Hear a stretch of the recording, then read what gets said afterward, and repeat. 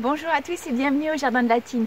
Alors aujourd'hui c'est une vidéo sur une partie du jardin que j'adore qui est l'allée des Hellebores. Elle est juste derrière moi, marquée par cette arche que Marc a créée.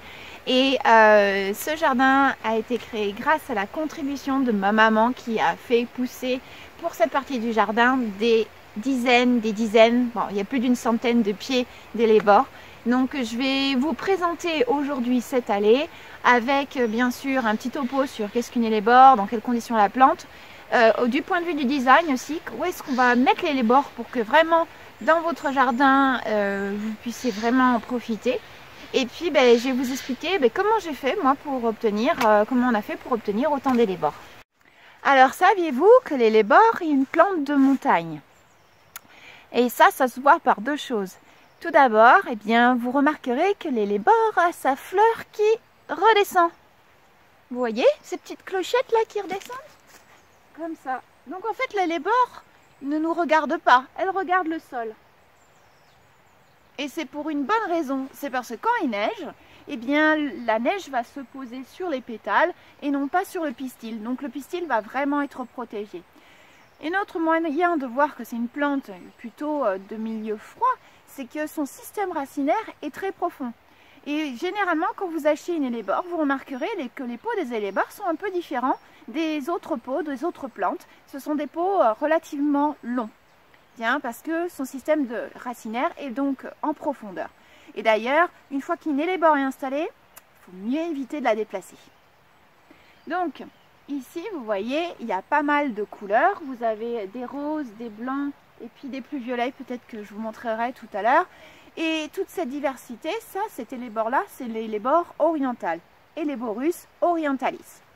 Et l'hellebore orientale, je l'aime particulièrement, elle est bien adaptée à mon sous-bois parce qu'elle a ses tiges bien droites qui remontent jusqu'à à peu près 40 cm hors du sol.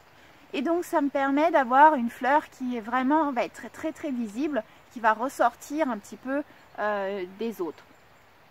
Et ces pieds-là ont peut-être 4 à 5 ans de culture. Donc il faudra être patient avec le processus de culture que je vais vous montrer. Une hellebore ne va pas fleurir dès la première année. Il va falloir un petit peu de temps, quelques années avant que vous obteniez quelques fleurs. Autre chose à savoir sur l'hellebore, c'est que l'hellebore est une plante persistante. En effet, elle garde son feuillage en hiver. Et c'est une plante qui n'aime pas non plus la compétition. Quand vous allez les planter, vous les mettrez à plus de 40 cm les unes des autres. Et si vous plantez des bulbes, par exemple ici les perce-neige, ça sera vraiment très beau d'avoir des perce-neige qui vont fleurir et créer de la lumière dans ce sous-bois. Et bien ces bulbes de perce-neige, vous les mettez pas juste à côté du pied, vous les mettez un petit peu plus loin parce qu'elles n'aiment pas trop la compétition. Elles n'aiment pas être seules, elles sont vraiment très belles quand elles sont en groupe, par 3 ou 5. Mais si vous les mettez trop proches les unes des autres, elles ne vont pas vraiment se développer correctement. Vous aurez compris que l'hellebore est une plante de mi-ombre. Ici, je l'ai installée dans mon sous-bois. C'est le milieu absolument parfait pour elle. Elle va avoir de l'humus, un sol plutôt drainant. Alors, elle n'a pas souffert trop du sec. Je les ai un petit peu arrosées cet été, mais quand même, c'est une plante qui est assez résistante. Donc, vous inquiétez pas trop. J'ai même des plants très gros qui ont été déplacés et plantés, qui donnent l'impression d'être complètement morts et qui sont en train de repousser.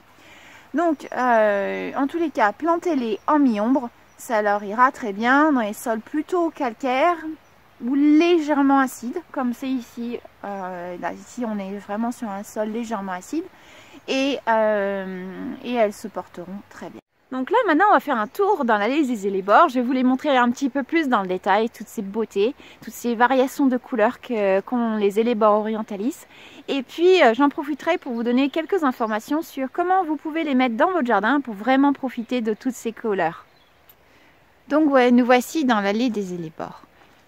Sur cette zone-là, on a pas mal de coloris. Donc, comme je vous l'expliquais, vous voyez que les couleurs blanches ressortent très bien. On a des parmes, des choses beaucoup plus sombres, comme celle-ci. Ou des blanches, alors celle-ci commence à être en plein de floraison. Regardez comme c'est beau. Des roses, on va avoir des roses plus ou moins soutenues.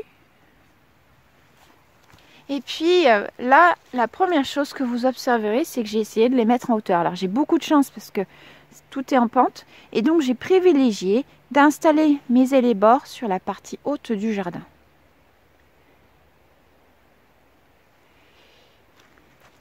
Et donc, si chez vous, vous avez un endroit où vous allez régulièrement, une entrée de maison ou un point autour de votre terrasse, de votre salon, là où vous êtes installé le plus souvent, où vous regardez souvent, eh bien, c'est là qu'il va falloir privilégier d'installer vos élébores.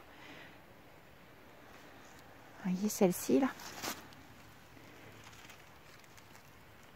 Vous voyez, elle n'est pas picotée, celle-là. Voilà. D'autres couleurs. Picoté, ce sont les petites taches qu'il y a dessus. J'en ai une, j'ai des élébores doubles aussi. Ça, ici, c'est le pied qui semblait être mort. Il est complètement disparu. Vous voyez, là, les tiges elles sont sèches. Et donc là, elle est en train de repousser. Donc, ne jamais désespérer. Et j'en ai une très belle double par là.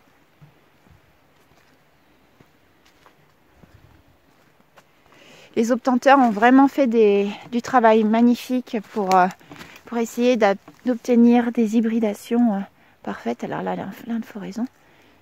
Regardez comme elle est belle.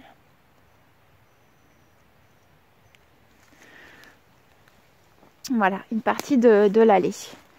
Donc, quand vous allez planter vos élébores, eh bien, tout d'abord, vous les positionnez à l'ombre ou à mi-ombre, mais surtout dans un endroit que vous allez voir.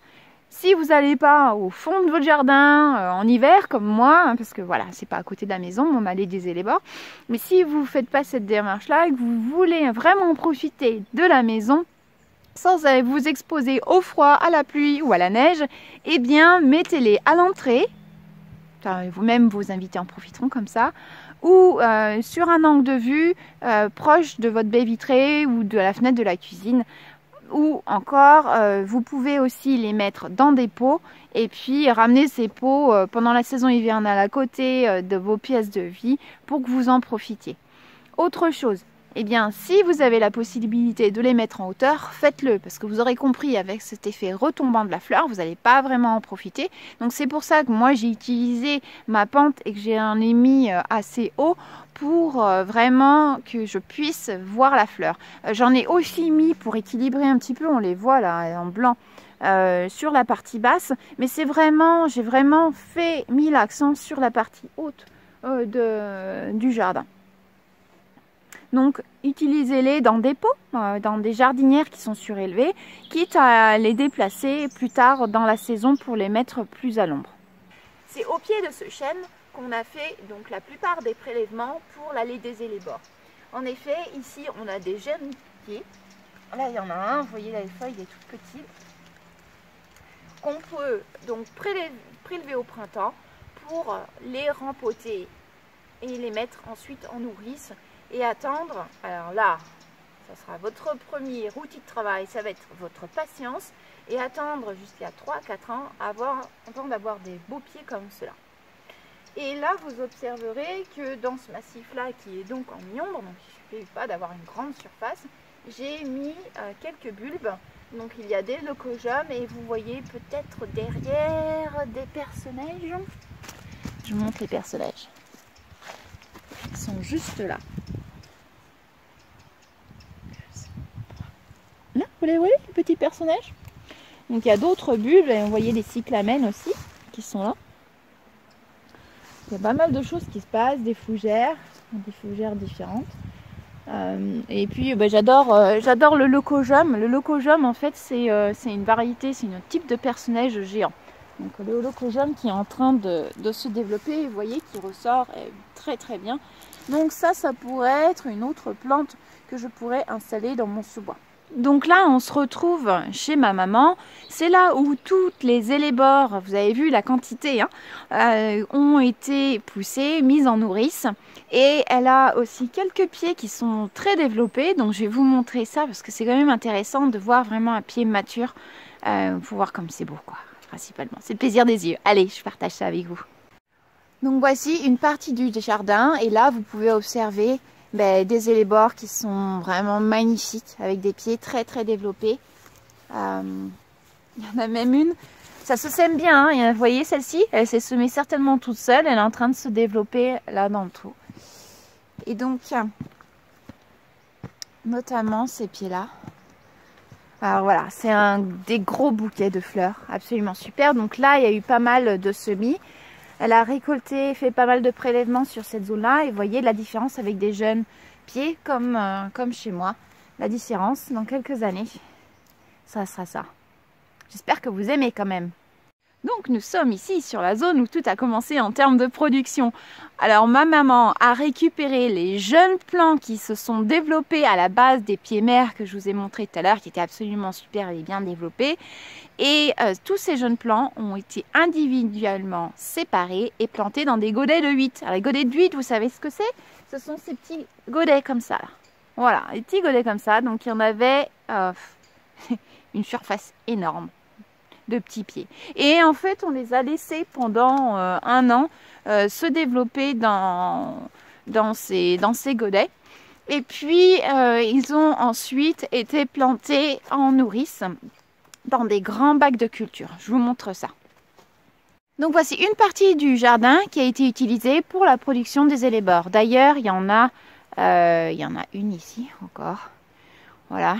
Mais c'est une zone qui est relativement ombrée, donc pas très bonne pour les légumes, mais très bien pour nos élébores. Et vous voyez, il en reste quelques-unes qu'il faudrait que l'on déterre gentiment. Mais comme en fait on a créé vraiment de la profondeur, on peut enlever les planches et vraiment éviter d'endommager les racines. Vous voyez, on a vraiment de très beaux pieds. Il y a des pieds qui sont beaucoup moins développés comme celui-là, ou des gros pieds comme celui-ci. Donc si vous voulez faire pousser aussi vos élébores, eh bien vous récupérez chez des amis qui ont des élébores ou des gens qui sont prêts à vous donner des graines ou des petits pieds. Vous récupérez ça, vous les mettez dans les godets pendant 1 an, vous suivez bien l'arrosage, vous êtes en sorte qu'elles soient bien à l'ombre ou en mi-ombre. Et puis ensuite, vous allez les transporter dans des grands bacs de plantation avec vraiment de la matière organique, vraiment de l'humus, qu'elles puissent vraiment bien s'épanouir. Et là, vous allez garder pendant 1 à 2 ans. Et ensuite, eh bien, vous allez gentiment les soulever à cette saison. Vous voyez, on est vraiment au début de l'hiver, à partir du moment où le sol est meuble, hein, qui ne fait pas non plus trop froid, eh bien vous allez soulever gentiment la masse racinaire et les intégrer, les planter là où vous le souhaitez dans votre jardin. Donc ça y est, cette vidéo est finie. J'espère que vous avez appris beaucoup de choses et surtout n'hésitez pas à partager votre expérience si vous aussi vous avez fait pousser des élébores. J'aimerais vraiment le savoir. Pour être mis au courant de la prochaine vidéo qui va être sur les plantes qui fleurissent en hiver, enfin, certaines plantes qui fleurissent en hiver, je m'appuie toujours sur ce que j'ai sur mon jardin, donc je n'ai pas toutes les plantes qui fleurissent en hiver. Mais en tous les cas, abonnez-vous. Parce que si vous vous abonnez, vous serez mis au courant de l'arrivée de cette prochaine vidéo. En tous les cas, n'hésitez pas à nous faire des petits pouces, c'est toujours apprécié de soutenir notre travail. Et à une prochaine fois, gros bisous, ciao!